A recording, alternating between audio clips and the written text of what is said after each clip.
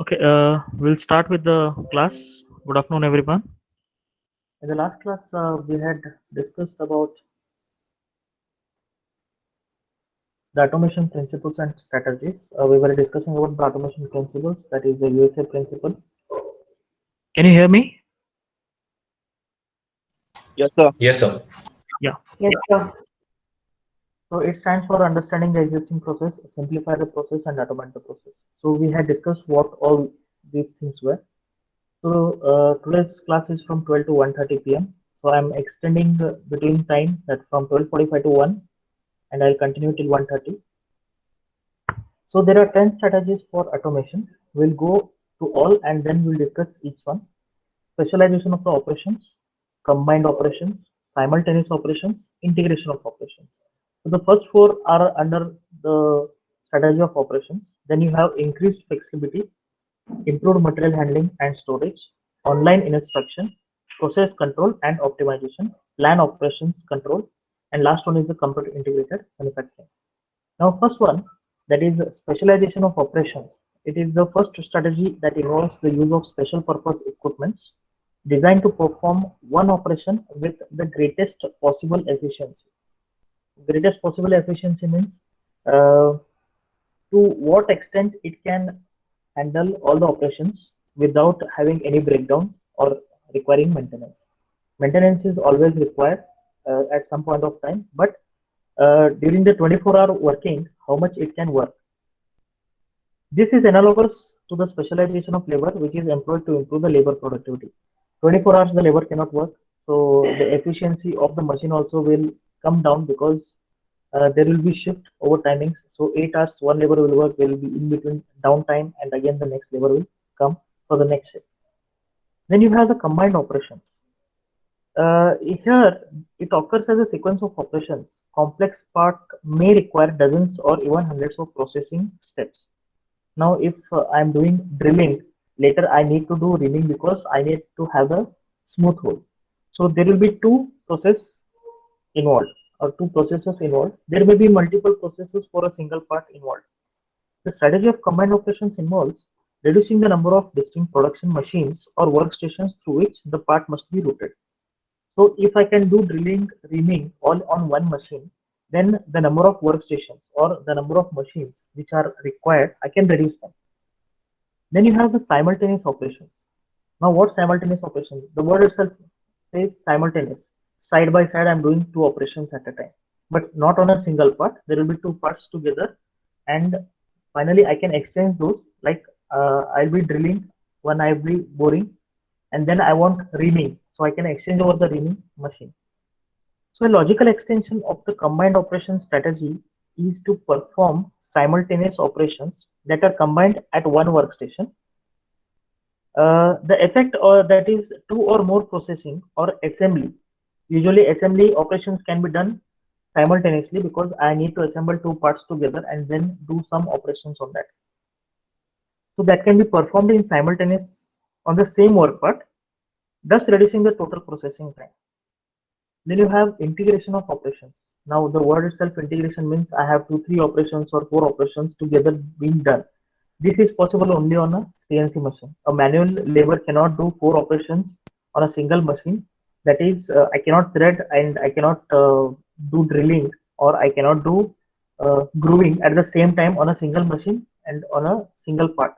There will be only one person, but this is possible on a CNC machine. So this strategy involves linking several workstations together into a single integrated mechanism using automated work handling devices to transfer parts between stations. In effect, this reduces the number of separate work centers through which the product must be scheduled. With more than one workstation, several parts can be processed simultaneously, thereby increasing the overall output of the system.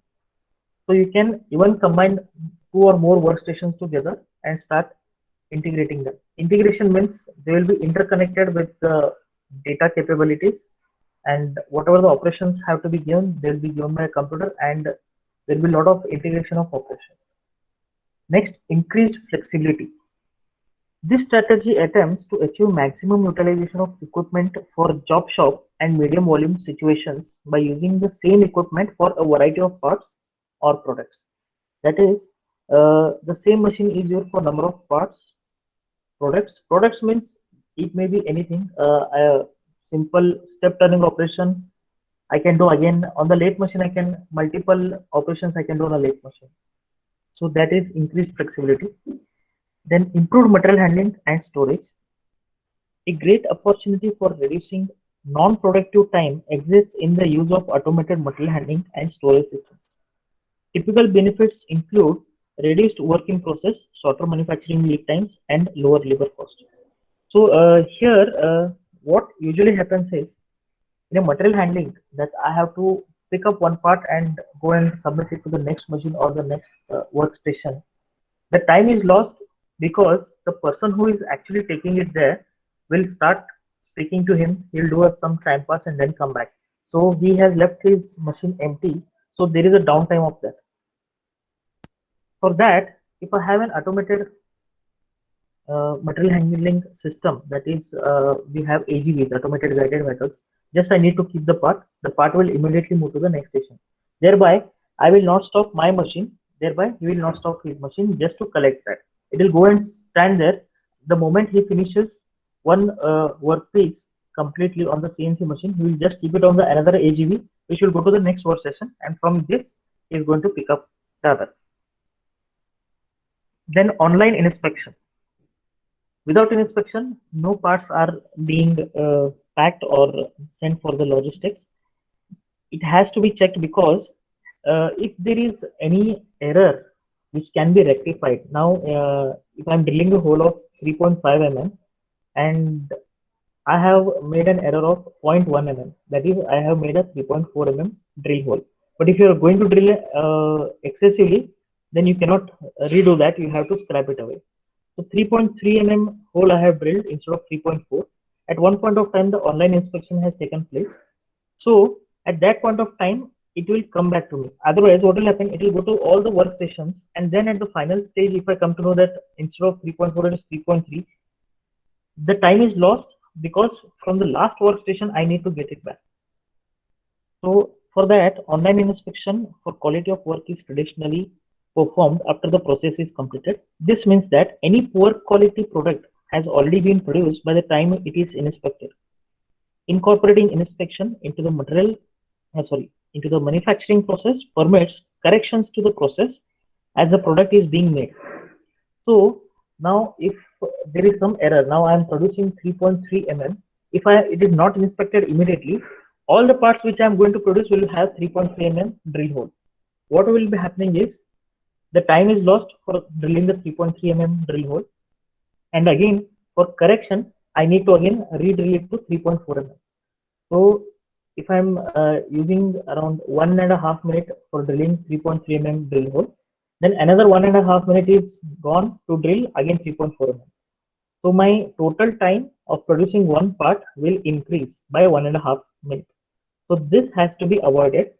And if it is going to happen for every part, then what will happen? I will have a lot of downtime. Downtime means or excess time, which I cannot afford to have it. So every now and then when the process gets over, either you have vernier caliper or micro gauge or some other tools where you can check for errors. Then process control and optimization. This includes a wide range of control schemes intended to operate the individual processes and associated equipment more efficiently. By this strategy, the individual process times can be reduced and product quality can be improved. So you need to control the processes and you need to optimize. So the first is a trial and error method that, okay, I have done this product and so much time is required. So is there any other process control and optimization techniques where I can reduce the time for making this one product in one machine? Then you have plan operations control. The previous strategy, that is the process control and optimization, was concerned with control of the individual manufacturing process. But this strategy is concerned with controlling at the plant level. the attempts to manage and coordinate the aggregate operations in the plant more efficiently. Now, the previous, that is the point number 8, it was only controlling that one workstation. Now, plan operations control is all the workstations together, that is the factory level. They want to control that, how efficiently they can have the operations of the plant. Then the last one, that is computer integrated manufacturing. Taking the previous strategy one level higher, that is plan operations and control. Above that, there is one level. Sorry. So in computer integrated manufacturing, you are going to integrate lot of computers and integrate them with all the manufacturing processes. SIM involves extensive use of computer systems, database, and networks throughout the enterprise to integrate the factory operations and business functions. That is, initially when I spoke about integrating the manufacturing systems, a lot of things are involved. The business functions, other functions are there, manufacturing, planning, and other things. So they come under factory operations. So all these things are integrated with computer. So each data transfer, each thing, when the part moves from one workstation to another, all these things are updated at the enterprise solution levels, where a person sitting in a AC room will know which part is being worked on the which workstation and what is the status, whether the part is completed or not. All these things can be known on the fingertips. Okay, this is the 10 strategies for automation. So next is the basic elements of an automated system. So you can see first one in bracket is the power source. Of course, you require power source for all the automation or any machine to run. Then you have program of instructions, then you have a control system, and then you have the process. So totally there are 3 elements of an automated system. That is the power to accomplish the automated process, which we call it as only power. Then we have program of instructions, then we have control system. If you see, the only control system with the process is having to and fro arrows. Why? Because there will be a feedback from the process whether the process is completed. It will again send to the control system that the process is completed. The control system in turn will send it to the administrative that the process is completed. Will go to the next. So power to accomplish, the first one is power to accomplish the automated process. This is a system used to operate some processes, and power is required to drive the process as well as the controls. The principal source of power in an automated system is the electricity. Electric power has many advantages in automated as well as non-automated process. Electric power is widely used at moderate cost. It is an important part of the industrial infrastructure. Electric power can be readily converted to it can be readily converted to alternative energy forms, that is mechanical, thermal, light, acoustic, hydraulic, and pneumatic. Electric power at low levels can be used to accomplish functions such as signal transmission, information processing and data storage, and communication. So it does not only means that it has to drive only the workstations, but the other things such as communication, data storage, information processing can be done with the help of the power. The next one, that is the program of instructions. Now, if you keep a part directly on a CNC machine and say you start working, it will never work because it does not have a program. You don't have any instructions given to that. In fact, in a car, when you're driving, if you say turn left, it will not automatically turn left because you have a power control system, power steering system. The moment you start turning, the power steering will give you some power to take a turn. So the instructions have to be given on a machine so that it works. The actions performed by an automated process are defined by a program of instructions.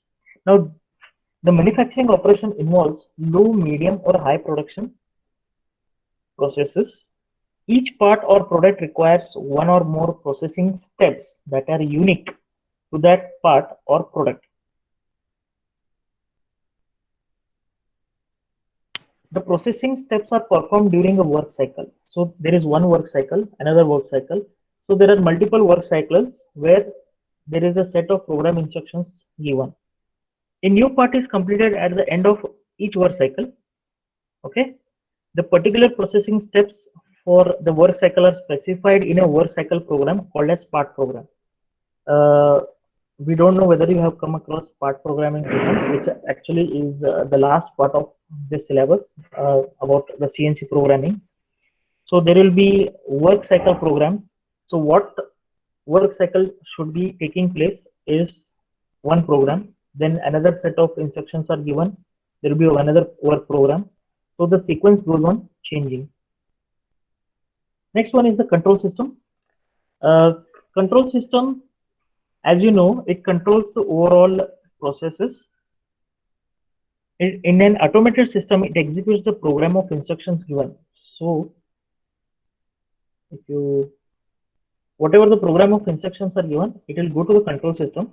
It executes the program and performs the process onto the raw material. Now here it can be open loop or closed loop. Now this is a closed loop system because the instructions are sent to the process and the process is in turn is giving some signals back to the control system. So this is called as a closed loop. If there is only one single arrow, then it is called as an open loop system. A closed loop control system, also known as feedback control, is one which the output variable is compared with an input parameter. Whatever this parameter was given in the control system, it will start looking what I had given and what it has done. If it is same, then it is sent further. Otherwise, you need to change the program of instructions. And any difference between the two, that is from the input and output, is input and output, it is used to drive the output into the agreement with the input. So that if there is any change, now I have given drilling of 4 mm to the depth of 5 mm. In the control system, it has taken, it has gone to the process. If it has not done 5 mm, it has overcrossed 5 mm or it has undercut the 5 mm, then there will be a feedback because there will be sensors here. There will be a feedback to control systems. The control system in turn will deliver, there will be one more screen here. It will deliver that it has either undercut or overcut. Now then you have to change the program of instructions for that. The last one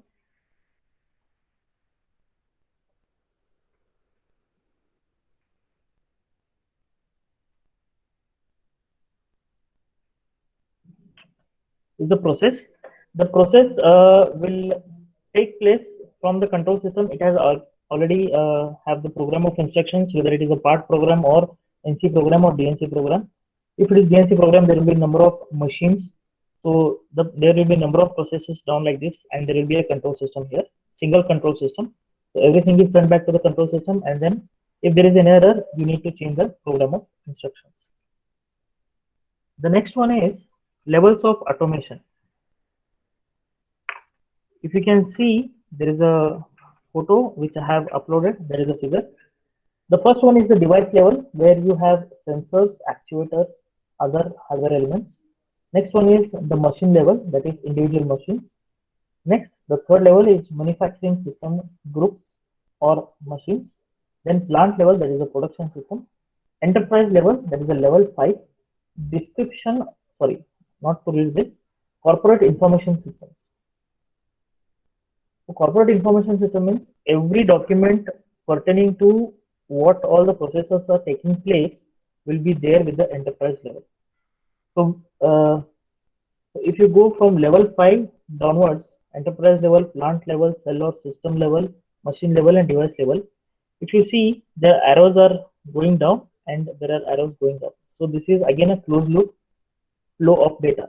The data will flow like this and the data even will flow on the other side. Why it is? If the sensor gives some information that there is some error or something, it will go to the machine level, then here, and then after the enterprise level. So we'll take each one of them. The first one, that is the device level. This is the lowest level in automation hierarchy. It includes actuators, sensors, and other hardware components that comprise the machine level. The devices are combined into individual control loops. Control loops means there will be a feedback system. Either it will be a closed loop or open loop. Usually, most of the machines or at the device level, when you have sensors, there will always be a feedback. Now, what is a closed loop system is the moment you put dip your hand in the hot water. Okay, the instruction was to put your hand in the hot water. You put, the moment you dip your finger, you will feel the heat. So immediately you will take back. So the feedback is already given to the brain, and you have immediately taken it back. So that was the danger thing. So sensors will and actuators is my hand, sensor is my brain. So it has immediately taken off. So there is a feedback.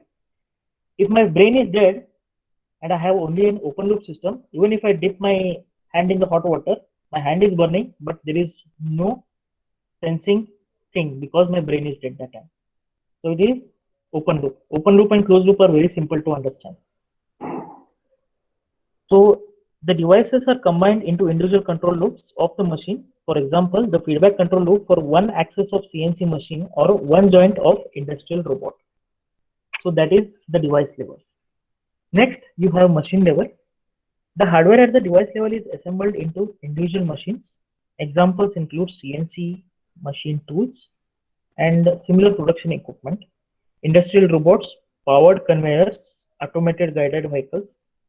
Control functions at this level include performing the sequence of steps in the program of instructions in the correct order and making sure that each step is properly executed. So in machine level for individual machines, so execution is very important. So if they are executed properly, it is well and good. Not, then there will be a flow of data, and here again they will decide it will come back from device level, will be at the machine level. That is the individual machines. Then you have cell or system level. Here manufacturing system groups of machines or group of machines.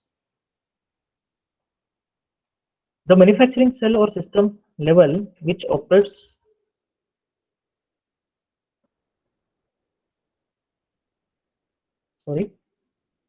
which operates under instructions from plant level. That is, a manufacturing cell or a system is a group of machines or workstations connected and supported by material handling systems.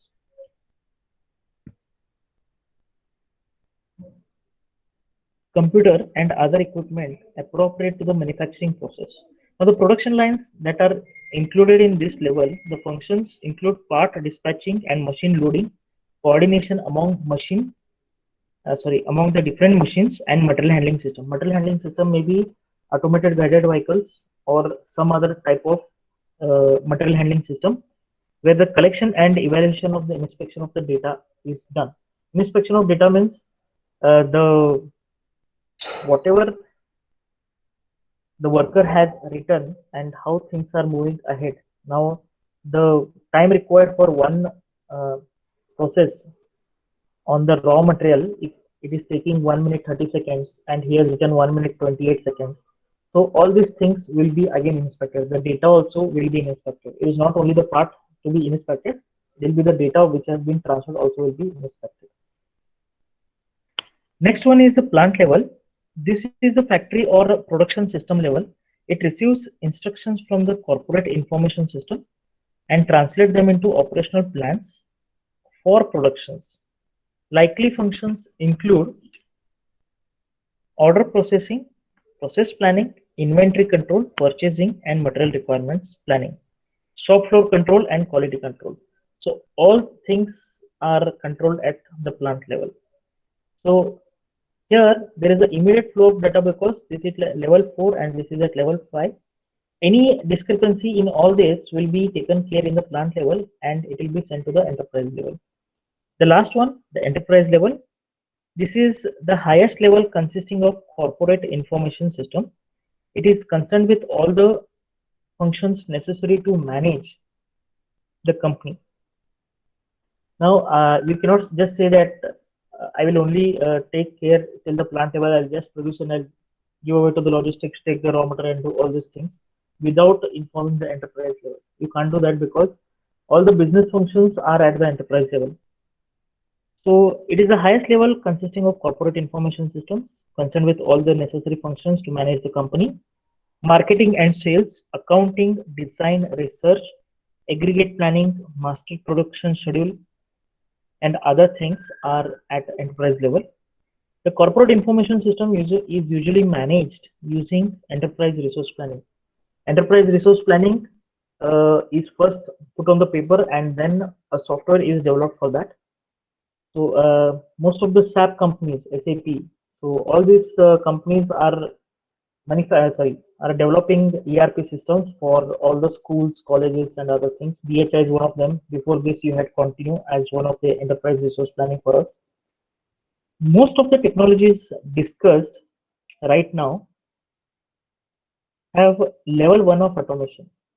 Whatever ERP systems we are using, they are level 1 of automation because we have lot of information being passed from one place to another. Now, if you see the fast track details, what we have, there are few subjects missing from this one. So those instructions are not properly given at any point of time. So that is the basic level where we are still fighting. If it was at the enterprise level, everything would have been automated. You would have an automatic RFID card. The moment you come inside the class, your attendance is taken. No requirement of me taking the attendance. Now also what I have done is Google Meet. I have an automatic attendance system. When you enter, when you go, at what time you exit, everything is recorded. Okay. The next one is advanced automation functions. Have you understood till here? In the levels of automation? Yes, sir. Yes, sir.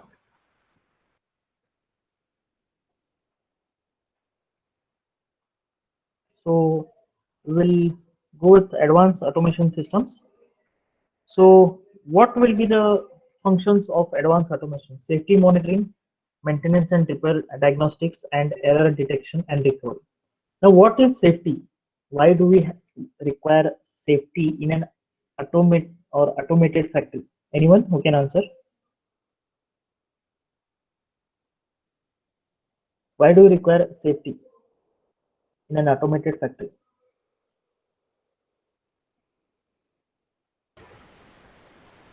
Sir, there are some problems which the machine cannot identify.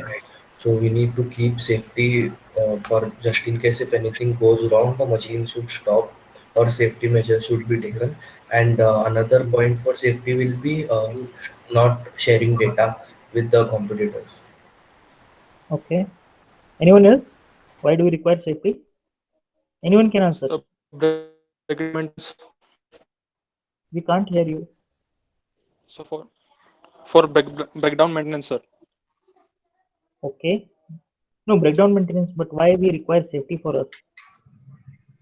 So, in the scenarios, in the scenario of an automated system or a factory, the initial investment that is required for this automation to be brought forward is very high compared to Okay. other systems. So for protection of Okay. these systems, it is important to have sufficient safety measures in play. Also, the amount of actual staff or persons who are on the work on the workaround, they aren't as many as they would in a normal factory or a system. So the actual identification of a problem or an error is very less. So therefore, we need to have these safety measures in play. Okay. Uh, anyone else would like to answer, or shall I So continue? safety with respect to the machine as well as to the personnel who is monitoring the system is necessary Okay. because once the system is broken, so it will take a lot of time. So the whole process is disrupted, sir. The chain of the process is disrupted, and plus if the personnel has to be changed from that position, it is very difficult to get the same of experience, sir, on the same Okay. position. Okay. I'll continue. See, one of the significant reasons for automating or a manufacturing operation is to remove workers from hazardous working environment. The automated system is often installed to perform a potentially dangerous operation that would otherwise be accomplished manually by human workers. However, in automated systems, workers are still needed to service the system at periodic intervals, if not full time. And it is equally important that the automated system be designed to operate safely when workers are in attending the CNC machines. If you have been to on internships of any CNC machine, the moment there is operation being taking place, the door is closed of a CNC machine. The moment you try to open, the entire operation stops because there is a limit switch for that door. The moment the circuit breaks of the door and the main frame, the entire operation is stopped. That is, there is no electric supply for the process. So it is essential that the automated system carries out its process in a way that is not self-destructive. There are two reasons for providing an automated system with a safety monitoring capability. The first one is to protect human workers in the vicinity of the system. The second is to protect the equipment itself comprising as a system. Safety monitoring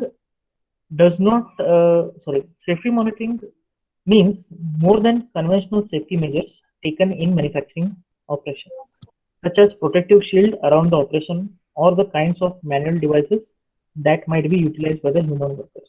Now, in your first year workshop lab, you used to do welding, and even in third sem, you have done welding. If I do not give you any protective gear, that is the eye shield or the face shield, you will never do the welding because it is hazardous to eyes. So safety is one of the important. Safety monitoring also is important.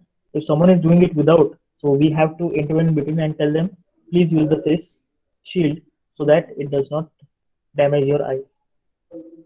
So to protect, safety monitoring devices that might be utilized by human workers, such as emergency stop buttons. If there is some error and it is overcutting or the tool has got jammed in the workpiece, you have a red color button. It is always red because it is an emergency stop button.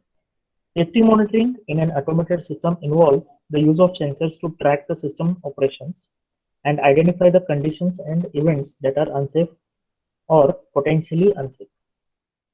Potentially unsafe means you have that intuition that okay, something is wrong. That is potentially unsafe. Possible responses to various hazards include one or more of the following. That is, first one is completely stopping the automated system, sounding an alarm, reducing the operating speed of the process, taking corrective actions to recover from the safety violation. The last response, that is taking corrective actions to recover from the safety violation. We have something called as FMEA, failure mode effect analysis, how the failure occurred and what are the possible steps to recorrect it and then reoperate the entire thing. The most sophisticated and the suggestive of an intelligent machine performing some advanced strategy. The kind of response is applicable to a variety of possible mishaps, not necessarily confined to safety issues. Sensors for safety monitoring range from a very simple devices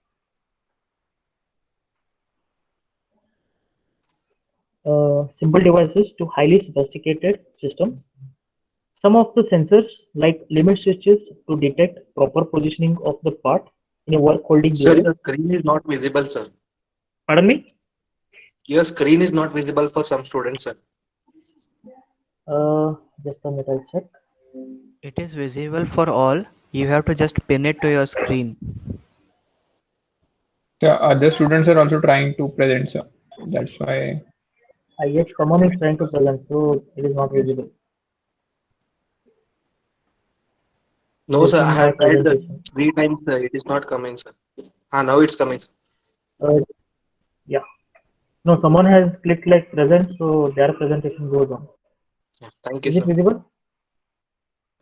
Yes, sir. Okay.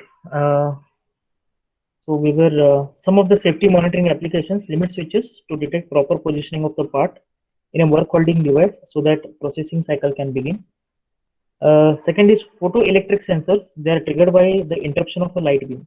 So this could indicate that the part is in proper position or to detect the presence of a human intruder in the work cell. So if you have seen in most of the films, there is a laser beam acting. If you cut through the laser beam, there is no feedback system given that the sensor is not touching the laser and any interruption is there in between. So this will detect and it may alarm. So it is one of the sensors, photoelectric sensors. Then you have temperature sensors to indicate that the metal work part is hot enough to proceed with a hot forging operation, or In a CNC or in a CNC, this one, if there is a threading operation going on and the coolant is not provided, that time also the temperature sensor will detect that it is too hot and you need to stop the operation. It might be too low or too hot, and it depends on the metal's ductility. Then heat or smoke detectors to sense fire hazards, pressure sensitive floor pads to detect human intruders in a work cell. So in a work cell, there is a yellow color mark. That is, you cannot enter that yellow color mark of that machine. The moment you enter, that is the pressure sensitive floor pads will be there. The moment you enter, it will detect your weight that someone is intruding. Or if there is some AGV or a trolley which you have just pushed it near the machine, then it will detect and there will be a light, blinking light. There will be different types of light in the factory. Those are defined. Some are standard lights, so color lights. Those will be defined standard, and some will be factory defined. Then you have machine vision systems to perform surveillance of the automated systems and its surroundings. So CCTV is one of the machine vision systems. Someone will be monitoring it. Either there will be people who will be there to continuously monitor how the automated flow line systems are being placed. It should also be mentioned that given the safety monitoring systems, it is limited in its ability to respond to hazardous conditions by possible irregularities that have been foreseen by the system designer. The one who designs will always cannot design completely error-proof system. There will be some of the minor errors or some loopholes which will be rectified as and when the system starts to function. The next one is maintenance and repair diagnostics. Now, why do you require maintenance? Anyone?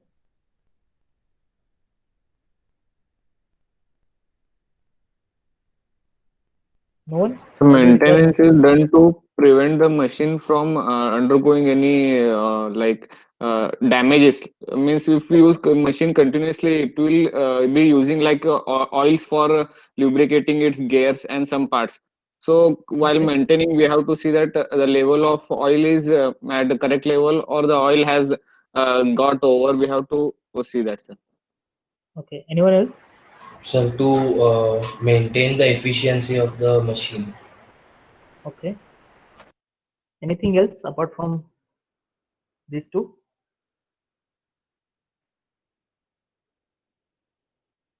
See, we'll start with the maintenance and repair diagnostics.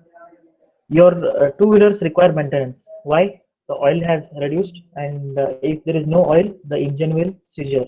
That is, it will fail. You don't want to replace the engine because it is heart of the vehicle. It is just like replacing the heart. So the moment you replace the engine, the entire thing is new. So you don't want to do that because it is expensive. Similarly, all the modern automated production systems, they are increasingly becoming complex, sophisticated, and the complicating the problem of maintaining and repairing them is still more complex. Maintenance and repair diagnostics refers to the capabilities of an automated system to assist in identifying the source of potential or actual malfunction. So what is happening is you have a product to be produced in 15 days and give it to the client company, and you have not maintained that machines over 6 months, and suddenly there is a breakdown of one of the machine, and that is an important machine. So you have not maintained it, the downtime is there, and to repair that machinery, since it is complex and it is complicated and sophisticated, you don't have anyone who can repair that. You need to call a resource person from outside India. So until he comes, will take around 2 days or 3 days to come, or as the information is transformed, he may take 5 days. So out of the 15 days, you have lost those 5 days. So if you don't maintain it, give the maintenance for the machines on time, you may have the repair downtime, and because of this, there will be a loss. Not all companies will give you additional time for delivering their products. Some of the companies are so stringent that if you fail to deliver it on time, you need to pay a fine or a penalty. The penalty is the cost of 4 times or 5 times of the factory cost. So people are very careful. The companies are very careful, and they maintain or have the regular maintenance and repairs every now and then. When there is a shift over timings or during the night shift, okay, they will stop the production for some time. They will maintain it, repair it, whatever the repair is, and within those small minor repairs which can be done, they will do it and again put the machine on work. So the potential malfunctions will be there. So there are typically the modern maintenance and repair diagnostic subsystems are identified in 3 modes. First is the status monitoring. In status monitoring mode, the diagnostic subsystem monitors and records the status of key sensors and parameters of the system during normal operation. On request, the diagnostic subsystems can display any one of these values and provide an interpretation of the current system status. Perhaps warning of an imminent failure, that is, the system might fail in next 4 or 5 days. This can be done and this can be given by the status monitoring. Failure diagnostics. The failure diagnostics is invoked when a malfunction or failure occurs. Its purpose is to interpret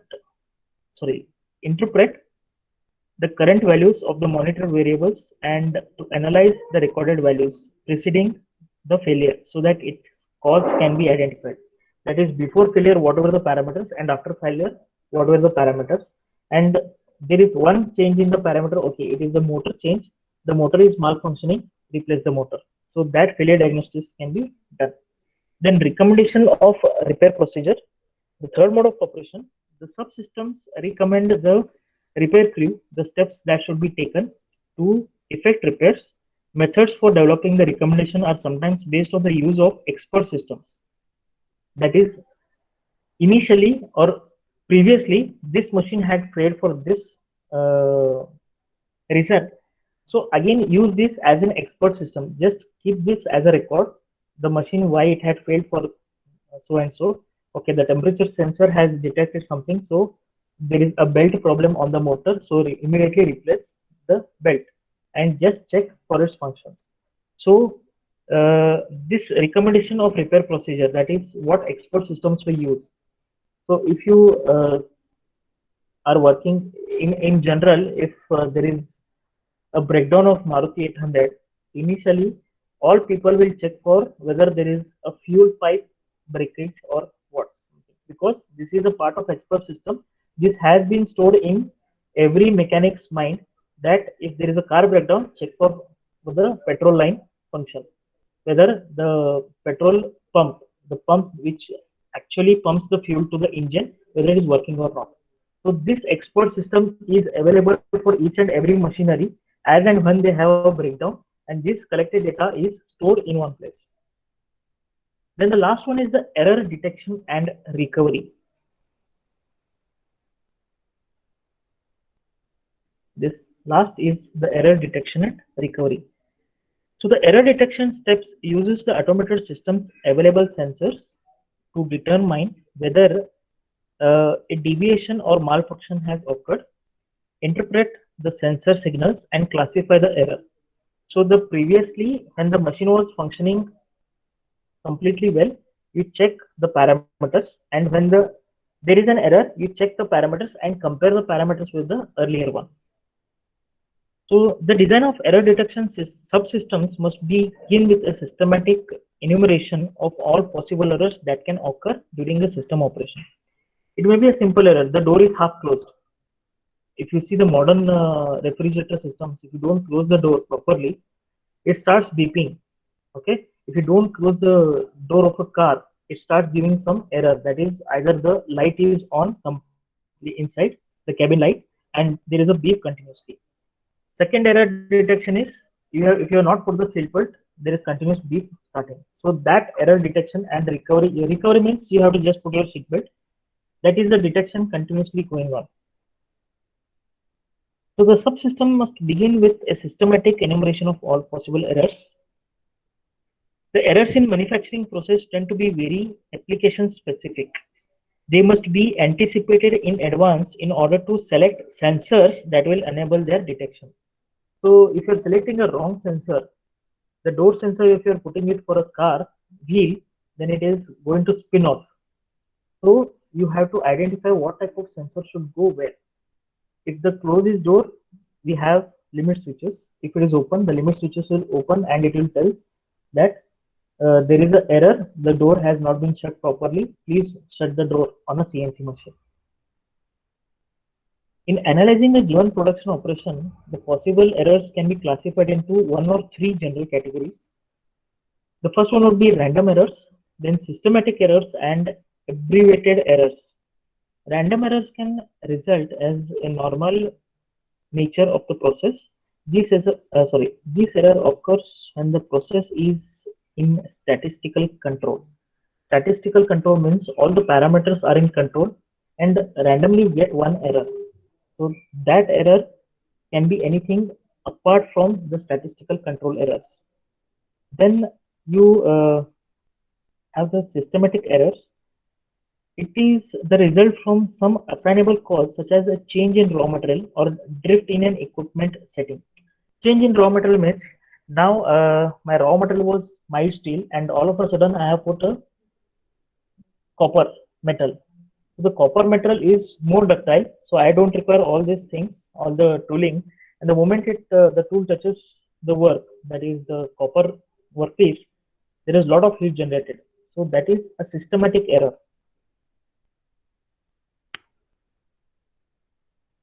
Finally, the third type of error, that is aberrations. It results from either an equipment failure or a human mistake. A lot of human mistakes appear. Example is the equipment failures include the fracture of a mechanical shear pin, burst in hydraulic line, rupture of a pressure vessel. The pressure vessel has two pressure sensors or pressure gauges. There will be one worker who has to check the pressure levels. By some means, by fatigue or something, he has slept off. There is a manual error and the pressure has gone beyond the control and there is a rupture of the pressure vessel. The sudden failure of cutting tool. Examples of human mistakes include errors in the control program, improper picture setups, substitution of wrong raw materials, and other things. The two main design problems in error detection are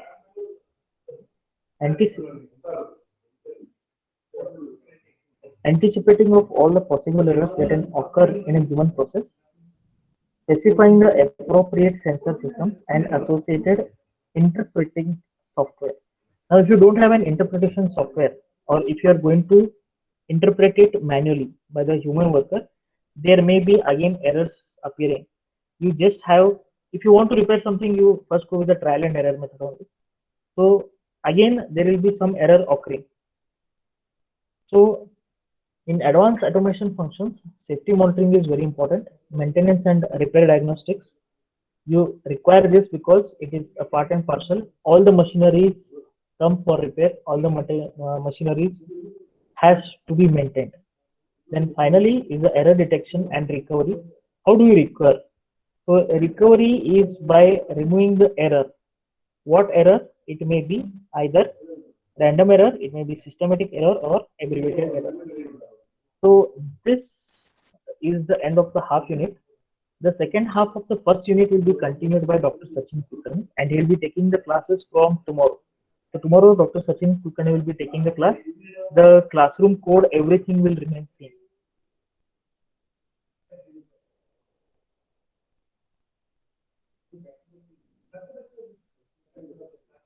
I will show one video of what exactly automation is.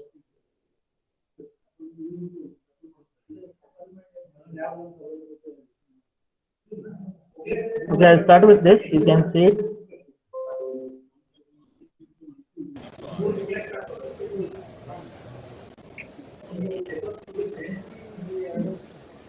If you can see, there are colored gems kept on the conveyor belt and it is picking and skipping. This is the real-time speed, how the automation is taking place. If you see the robots and other equipments, sometimes there is a slow thing. As you can see here, There are three machines operating.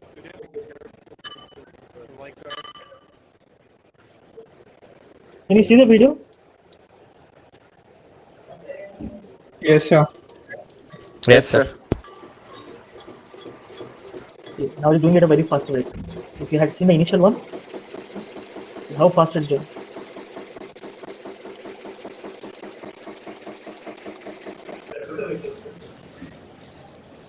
Now if you see, it is arranging these letters. Yeah, it arranged to the delta RMC 2020, sorry, 200.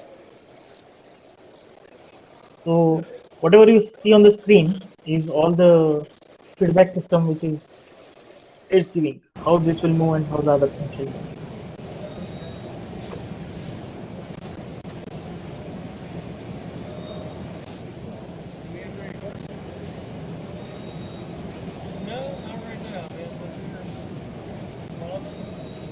If this thing was manually to be done, it would have taken a lot of time because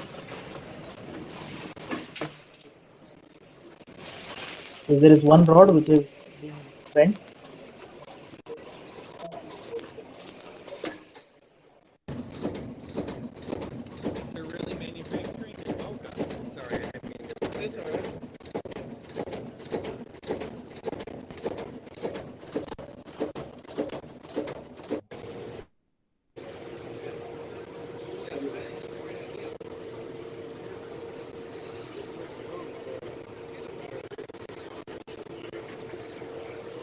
We're just simply using pneumatics to drive it.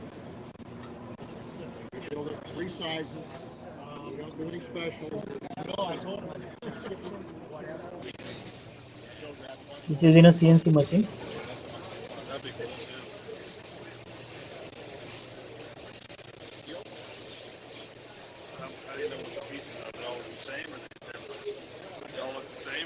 Yep, these are 6 identical pieces.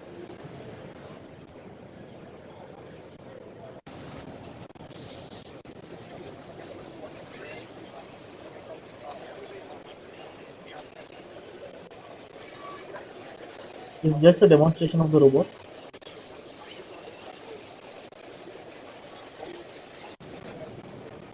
This is, we call it as a synchronous robot. That is, two robots are working together in sync with each other and they never collide.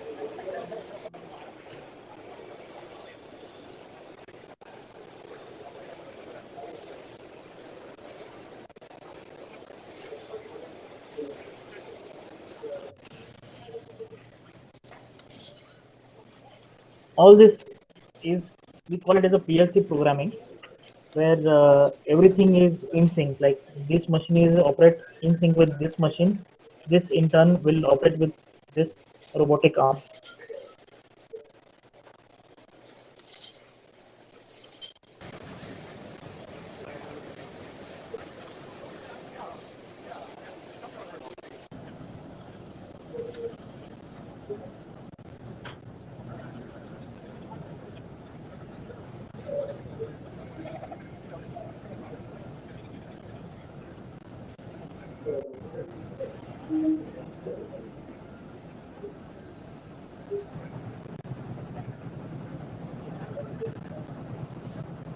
And there is a huge potential job profiles for a PLC programmer. After your engineering, you can take a training in PLC programming and you can get a job. Now, these are highly paid jobs for PLC programmers.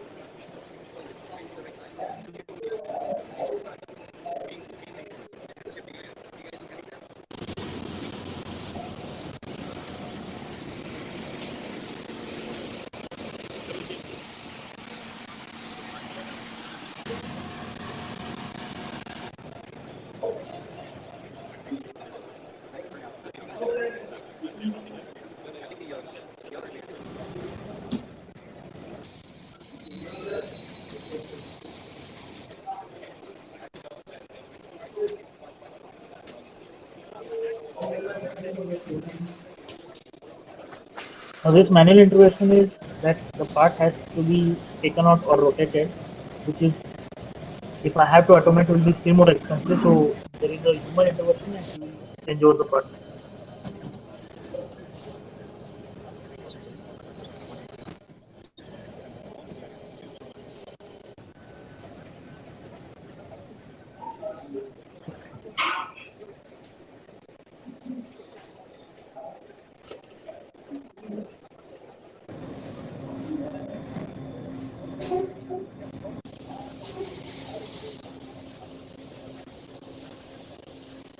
So most of the robotic arms can be used for structural welding and other things.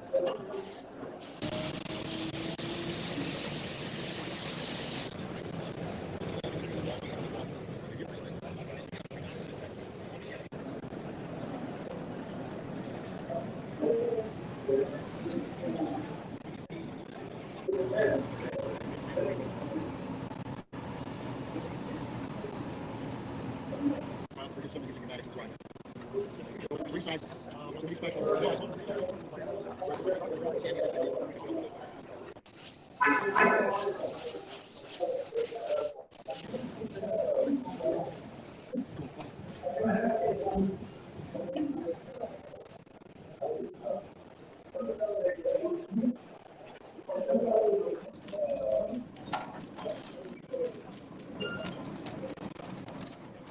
These are all semi-automatic.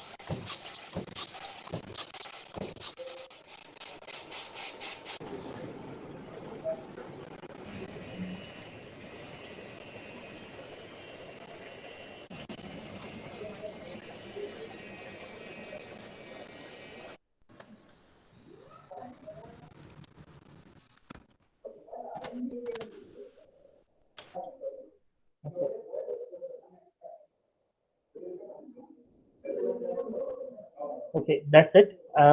So tomorrow the class will be Vishwanath Hiramat. नहीं बचेगा इधर, मर जाएगा इधर ही. What is this? Are you supposed to type all these things? Vishwa Hiramat.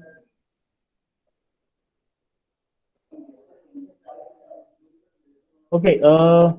Regarding unenrolling from my classroom, if others have joined my classroom, that is C division, please enroll from me and join your own divisional classroom. I'll share all the classroom codes.